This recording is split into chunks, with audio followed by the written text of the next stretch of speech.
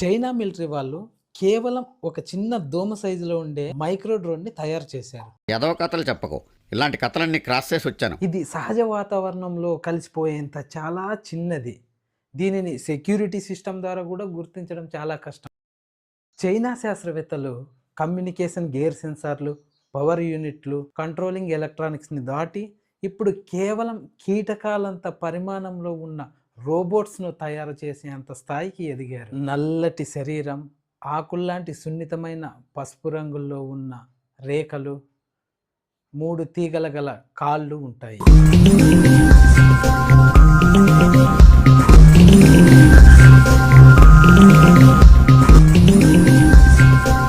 ఇది దొంగతనం చేస్తుంది. దొంగతనం అంటే ఏదో బంగారమో వస్తువులో కాదు, సమాచారాన్ని దొంగలిస్తుంది.